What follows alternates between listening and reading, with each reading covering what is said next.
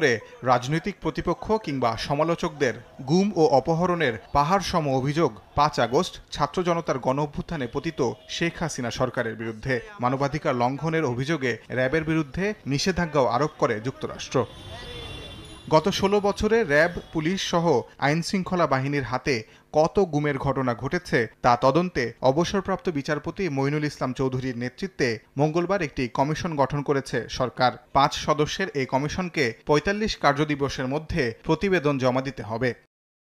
গুম প্রতিরোধে জাতিসংঘের একটি সনদ থাকলেও গত ১৬ বছরে আওয়ামী লীগ সরকার তাতে স্বাক্ষর করেনি। জাতিসংঘের বাধ্যতামূলক ৯টি সনদের মধ্যে ৮টিতেই সই করলেও আন্তর্জাতিক চাপ থাকা সত্ত্বেও গুম প্রতিরোধ বিষয়ক কনভেনশনটি বারবার এড়িয়ে যায় শেখ হাসিনা সরকার।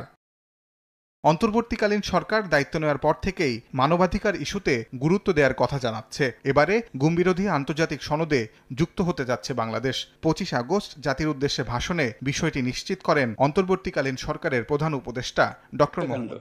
গুম, খুন, অপহরণ এবং আয়নাঘরের মতো চরম ঘৃণ্য সকল অপকর্মের ন্যায় বিচার নিশ্চিত করা হবে। আমরা মানবাধিকার আইন সহ সকল আন্তর্জাতিক আইনের প্রতি শ্রদ্ধাশীল। আমাদের পক্ষ থেকে গুম বিষয়ক আন্তর্জাতিক চুক্তির পক্ষরাষ্ট্র হওয়া সহ বিভিন্ন পদক্ষেপ নেওয়া হয়েছে। ইতিমধ্যে পক্ষভুক্ত এমন সকল আঞ্চলিক ও দ্বিপাক্ষিক চুক্তি ও সমঝোতা বাস্তবায়ন করে যাব।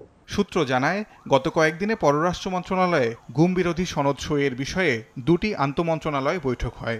আগামী ৩০ আগস্ট গুম বিরোধী আন্তর্জাতিক দিবসের আগেই এই সনদে যুক্ত হতে চায় বাংলাদেশ। তাজওয়ার মাহমুদ, সময় সংবাদ, ঢাকা।